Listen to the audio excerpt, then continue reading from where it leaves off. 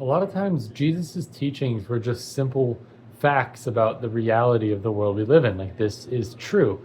And there's a great one in Matthew 7, verse 2, where he says, the measure that you use to judge, or how you judge people, is how you'll be judged. And similarly, the measure that you use for people is the measure that will be used meant to measure back to you. That's what you'll get. So, judging and measuring. And it's just an amazing concept that hit me recently when I had read that. Because if you think about it, that being true of all interactions is actually a really crazy thing to take to heart and to implement. And so a lot of times we might want to measure to somebody in a different way than we want to be measured back to.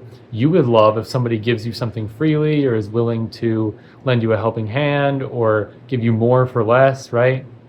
But then a lot of times in our own transactions with somebody, we say, oh, well, I'll spend less time on you and I want you to spend more time on me. Or even in a video game I'm playing, like, oh, I want you to bring me exactly what I need to make this item, and then I'll give you the item, versus saying, no, you can have one, man. I don't care about my virtual items, right? And so if the measure I use for other people is, no, it's got to be exact, I want it right on the par, then, or even more so, I want more from you, then that's how it would be measured back to me. That's how the world will treat me. That's what I'll receive from interactions when I need help from people.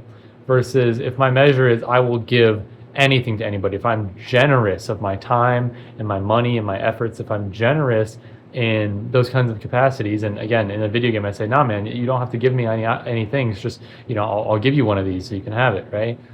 It is in that situation that you receive so many generous gifts, not only from God that we all do, but you woke up with air in your lungs this morning. That's a big gift. But you receive so many gifts back of all of these people that are able to love you and be generous to you. And so it's like, if that really is the same measure, it's always true that it comes back to you that way.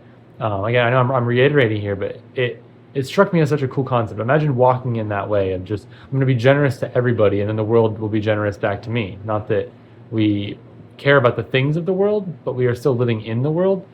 So I guess another verse we'll do, I forget exactly where, but again, Jesus talking about how we are not, I might have been Paul now, I don't know, but it talks about how we are not of the world, but we're in the world. And so we are made in God's image. We're not made by the world.